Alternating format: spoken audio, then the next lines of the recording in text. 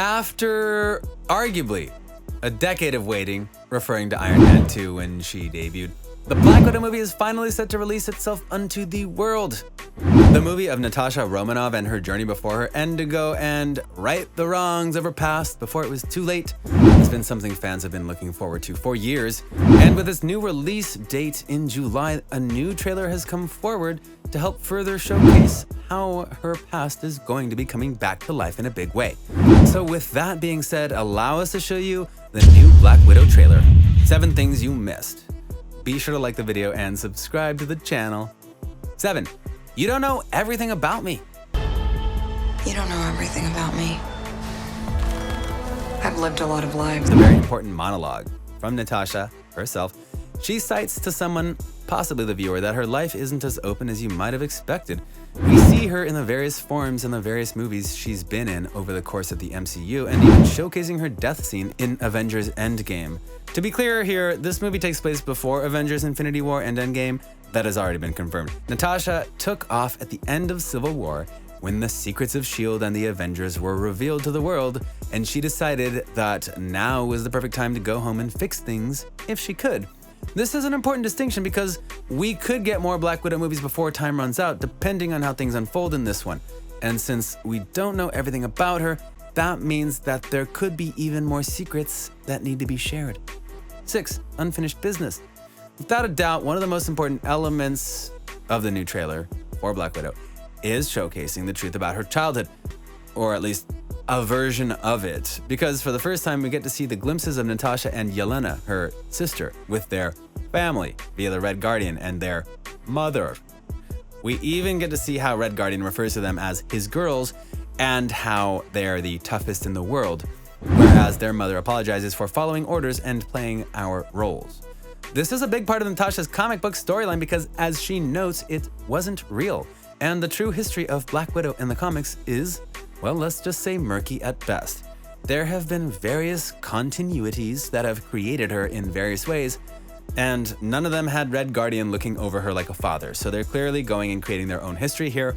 Not that this is a bad thing per se, as the MCU is known to have done this with various other characters, including big ones like Hank Pym and even Thanos. But regardless, it's clear that her bond to her family is what will drive things forward, especially for her sister.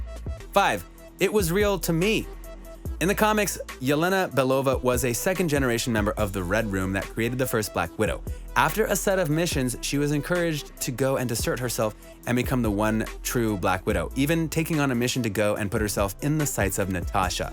Eventually, the two did meet, and Natasha took pity on the little one and worked with her, sometimes through painful methods, to realize that there was more out there in the world for her than just the Red Room.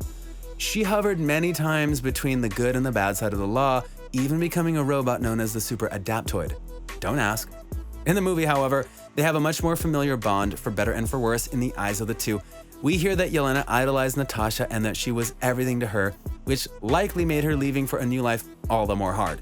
Many think that something happens to Yelena in the movie because when we see Widow in the next film within the MCU continuity, Infinity War, she is donning yellow hair for the first time in the MCU, and she has an attire that is similar to what Yelena wears in Black Widow.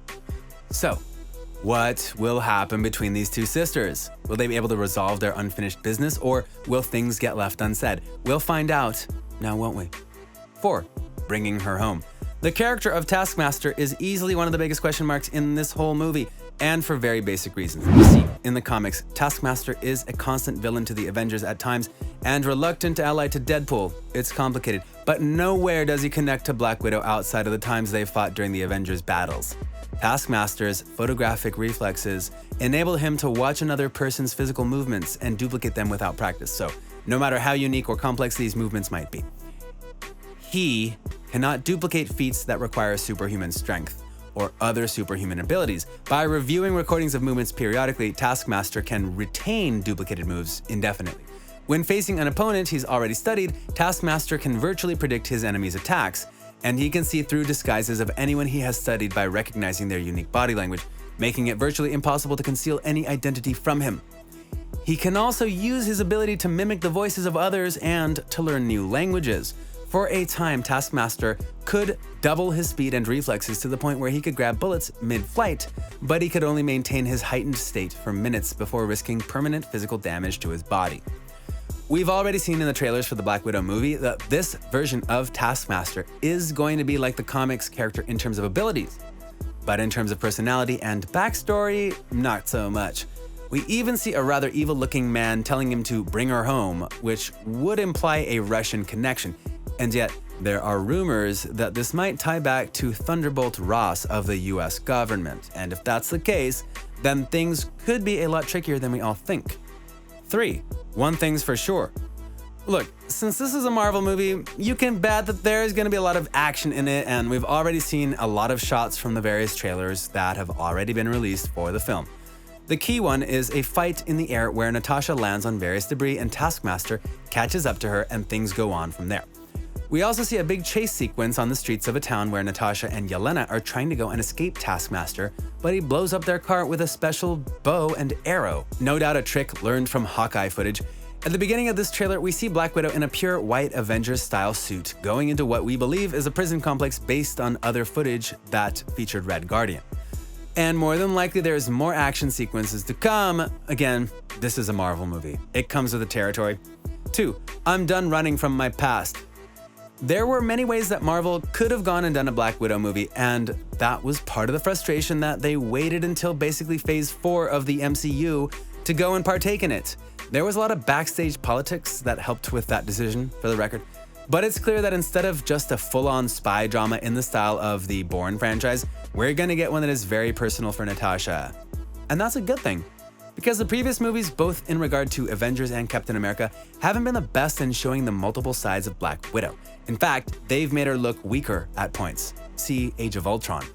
But hopefully this will set the tone for who she really is, even with her history that she wants to atone for. Either way, fans are going to be excited to see this movie finally come out after so many days.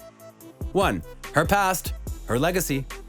What might be the saddest part of all of this is that this might just be the last time that we see Black Widow in the MCU, outside of the What If series, potentially, and maybe a cameo or two, and thus this movie has a lot of weight to carry.